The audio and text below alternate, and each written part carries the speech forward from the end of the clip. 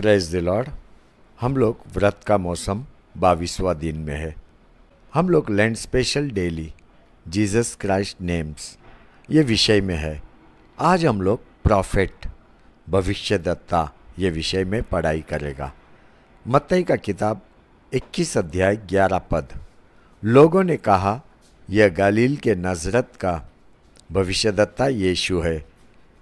अभी ये वचन में अपन देखते हैं, लोग प्रभु यीशु क्रिस्त को भविष्यद्वक्ता बुला रहा है। उस दिन प्लाम संडे था, खजूर का इतवार।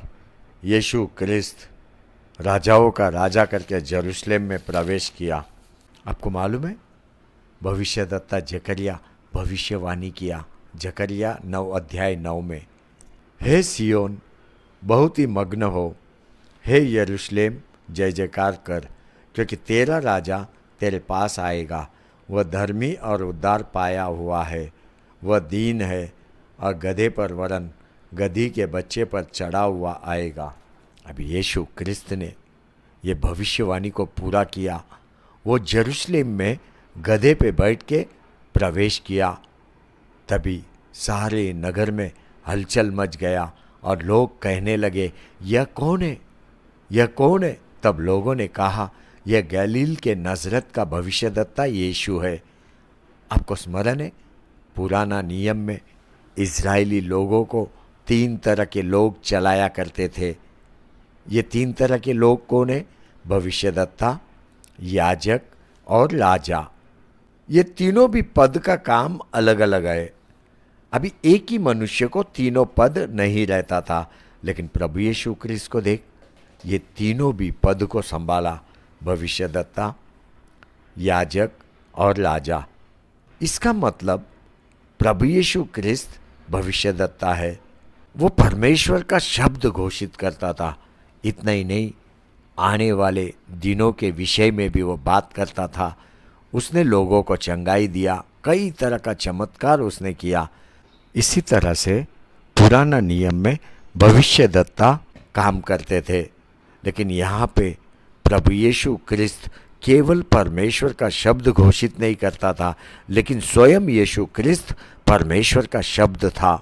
आदि में शब्द परमेश्वर के साथ था और ये शब्द ही परमेश्वर था। वो परमेश्वर के साथ था आदि में, उसी के द्वारा सारी बातें बनाई गई। उसके बिना कुछ भी नहीं बना, सारी बातें उसके द्वारा बनाया गया, क्योंकि उसी के अंदर जीवन है और ये जीवन मनुष्य जाति के लिए प्रकाश है। ये प्रकाश अंधकार में चमकता है और अंधकार कभी भी ये प्रकाश को मात नहीं कर सकता। ये शब्द शरीर रूप धारण किया और मनुष्य जाति के बीच में अपना निवास बनाया। अपन सब उसका महिमा को देखा, परमेश्वर के पुत्र के महिमा को देखा।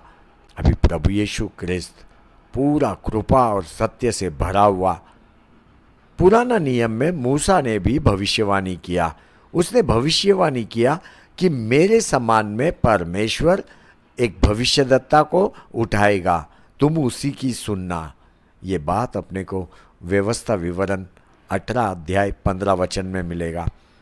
तेरा परमेश्वर यहोवा तेरे मध्य से, अर्थात तेरे भाइयों में से मेरे समान एक नबी को उत्पन्न करेगा, तो उसी का सुनना। मूसा का भविष्यवाणी प्रभु यीशु क्रिस्त में पूरा हुआ। देखो, भूतकाल में परमेश्वर अपने पूर्वज के साथ भविष्यद्वक्ता के द्वारा बात करता था, अलग अलग रीति से बात करता था, लेकिन इस अंत के दिनों में परमेश्वर ने अपने पुत्र के द्वारा बात किया, जिसको उसने अपनी सारी बातों का वारिस ठहराया। उसी के द्वारा पूरा सृष्टि का निर्माण किया। हिब्रू का किताब 1 अध्याय 1 और 2 पद में अपने को देखने को मिलता है। पूर्व युग में परमेश्वर ने बाप दादों से थोड़ा थोड़ा करके और भांति भांति से भविष्यद्वक्ताओं के द्वारा बातें करके इन दिनों के अंत में हमसे पुत्र के द्वारा बातें की, जिसे उसने सारी वस्तुओं का वारिस ठहराया और उसी के द्वारा उसने सारी सृष्टि रची है। यीशु क्रिस्त केवल भविष्यद्वक्ता नहीं है, वो भविष्यद्वक्ता है, भविष्यवक्ता। क्योंकि बाइबल बोलता है उसकी सुनो, उसकी सुनो।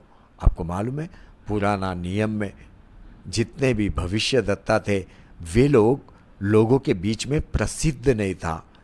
अगर अपन उनके काम को देखेगा, वे लोग सीधा सीधा परमेश्वर का शब्द को घोषित करता था। वे लोग परमेश्वर का संदेश लोगों तक पहुंचाता था। कई भविष्यद्वक्ता अपन पुराना नियम में देखते हैं, जैसा एलिजा, इर्मिया भक्त, एशैया भक्त। मूसा ने भी अपने को बताया कि परमेश्वर उसके समान में एक भविष्यद्वक्ता को खड़ा करेगा और वो प्रभु यीशु क्रिस्त रहेगा। अगर अपन एलिजा भक्त को देखेगा, वो परमेश्वर के सामने आत्मा में खड़ा रहता था। एलिजा को देख, आप उसको ज़्यादा लोगों के बीच में या नगर में नहीं देखेगा। वो ज़्यादा अपना जीवन एकांत में बिताया, मतलब ज़्यादा वो परमेश्वर के साथ जुड़ा हुआ रहता था। लेकिन आज पृथ्वी पे बिल्कुल परिस्थिति अलग है। कुछ भविष्यद्वक्ता लोगों के बीच में केवल प्रसिद्ध हो रहा है। प्रसिद्ध लोगों को भी वही सुनना है जो उनको अच्छा लगता है। इसको परमेश्वर का शब्द नहीं बोलता है। कुछ भविष्यद्वक्ता क्या करता है आपको मालूम है? आपका फेसबुक का अकाउंट से आपका पूरा जानकारी ले लेता है और वो उसमें का कुछ बातें आपके सामने भविष्यवाणी के रूप में करता है। जैसा आपका जन्म तारीख वहाँ से मिलता है, कौन सा कॉलेज से पढ़ा, कौन आपका दोस्त है, कई बातें उनको वहाँ से मिलता है। वही बातों को आपको भविष्यवाणी के रूप में बताता है और लोग पागल हो रहा है। उनको लगता है पवित्र आत्मा ने उसके मुख से बोला। नहीं, कुछ भविष्यद्वक्ता आपको फंसा रहा है। ये भविष्यद्वक्ता ज़्यादा करके आपके भूतकाल के विषय में बात करेगा। दूसरे शब्दों में आपका फेसबुक में जो लिखा हुआ है वही बातें वो बात करता है। आप जांचो, चाहिए तो अपने आप को, अपने फेसबुक अकाउंट को जांचो, उस भविष्यद्वक्ता के मुंह के शब्द को जांचो। पुराना नियम में ऐसा नहीं था, बिल्कुल अलग लोग थे। वे लोग कभी भी लोगों के बीच में प्रसिद्ध भी नहीं हुआ। अपना प्रभु यीशु क्रिस्त को देखो, एक एक शब्द जीवित होता है। प्रभु यीशु क्रिस्त का मुख का एक भी शब्द कभी भी ज़मीन पे गिरा नहीं। ये परमेश्वर का शब्द है, रीमा शब्द। आपको मालूम है प्रभु यीशु क्रिस्त ने बोला, पुनरुत्थान होने के बाद प्रभु यीशु क्रिस्त ने बोला, मैं पिता के पास जाता हूँ और पिता से तुम्हारे लिए पवित्र आत्मा को भेजता हूँ और वो पवित्र आत्मा हमेशा तुम्हारे साथ, तुम्हारे मार्गदर्शन के लिए रहेगा, जो हर एक के लिए दिया जाएगा। हर वो जो प्रभु यीशु क्रिस्त में विश्वास करता है उसको पवित्र आत्मा का मदद मिलेगा। देखो, आज हर एक को पवित्र आत्मा का मदद का ज़रूरत है। हर एक के अंदर पवित्र आत्मा है। पवित्र आत्मा का मदद लेना मतलब परमेश्वर का शब्द को लेना। आज तुझे परमेश्वर का शब्द चाहिए और परमेश्वर का आत्मा तेरे अंदर है। अंदर के मनुष्य को विकसित कर। विकसित, आपको मालूम है स्वयं परमेश्वर ने एजकेल को भविष्यवाणी करने को सिखाया।